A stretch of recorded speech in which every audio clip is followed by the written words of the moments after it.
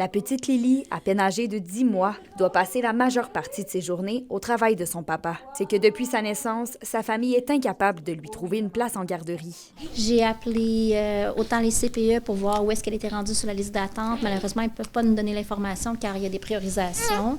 Puis j'ai appelé dans les milieux familiales aussi. Puis ils me disent oui, on aurait de la place, mais pas avant septembre 2026. La maman, Julie Pelletier, qui est travailleuse sociale, a dû drastiquement réduire ses heures de travail pour pouvoir s'occuper de sa fille. Je ne pourrai pas retourner à travailler sur mon poste à temps plein. Je vais pouvoir faire un retour progressif seulement 2 jours par semaine jusqu'à temps que j'aille une place en garderie. Moi, je suis travailleuse sociale. Je ne veux pas dire que le monde continue de tourner même si je ne suis pas là, mais tu sais, à force d'avoir un manque de ce type de professionnel-là, ça va avoir des impacts, c'est sûr, sur les usagers, sur la communauté également. Là. Aux yeux des éducatrices, la situation ne semble pas prête de se régler, puisque 85 % des intervenantes en petite enfance de la FIPEC-CSQ ont voté pour un mandat de grève de 4 semaines vendredi dernier.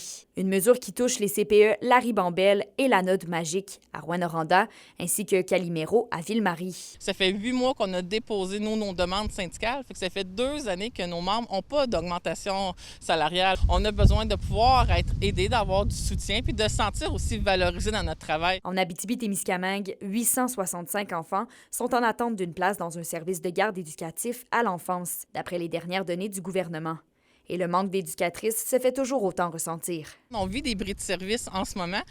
On le voit qu'on n'a pas d'éducatrices sur le terrain. On a des développements de places qui s'en viennent. On sait qu'il y a plusieurs CPE qui vont ouvrir ou agrandir dans la prochaine ou 2 prochaines années. Mais il n'y a pas plus de monde inscrit en technique, puis on n'a pas plus de disponibilité avec ceux déjà en place dans nos CPE.